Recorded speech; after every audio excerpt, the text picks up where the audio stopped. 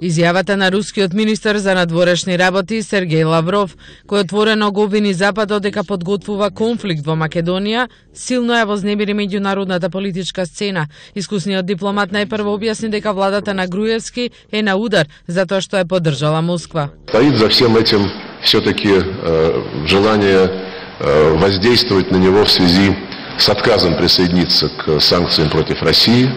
Такие нажимы на него осуществлялись, мы это твердо знаем, и также воздействовать на него в связи с тем, что он поддержал в свое время Южный поток, активно на него рассчитывал для македонских интересов, а сейчас выражает готовность сотрудничать по реализации других вариантов доставки энергоносителей из России на юг Европы, в том числе вариант так называемого турецкого потока.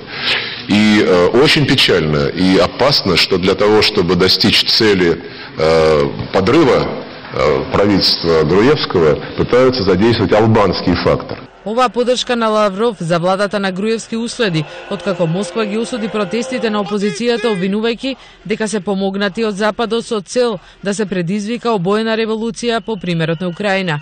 Уште повознемирувачки е што Лавров предвидува поделба на Македонија и остварување на планот за голема Албанија. Пошли разговоры о том, что надо Македонию федерализировать еще глубже, сделать такую очень гибкую федерацию, может быть и конфедерацию, и даже высказывается идея, почему бы ее не расчленить как искусственное государство. Часть отдать Болгарии, часть отдать Албании.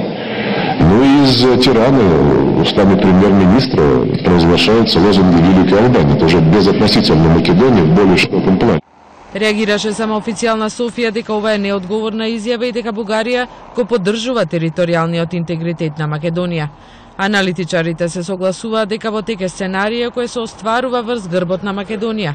Во тој контекст, за Арсим Зеколи, изјавата на Лавров е потпалувачка. Ако збориме за конфликт, тоа ќе го добиеме.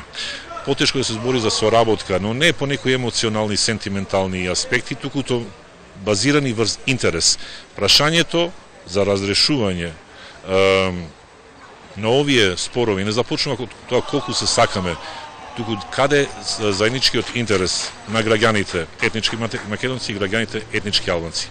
Амбасадорот Ристо Никовски се согласува со Лавров дека во моментов Западот остварува сценарио за голема Албанија. Тврди дека македонската влада не се врти кон Русија, затоа што Русија не нуди алтернатива, но ги обвинува Брисел и Вашингтон. Ова што се случува во Македонија е точно на една нелегална, непринципиелна една политика на двојни стандарди на Европската Унија и председна Вашингтон, кои велат ни поставија блокада, ни поставија ултиматум и уцена прво името, потоа членство. Значи, ние ќе ве примеме во тие интеграции, ама не како македонци. Македонија може и без НАТО и без ЕУ 100 години да издржи, а дали ќе издржи 100 години, јас лично не верувам.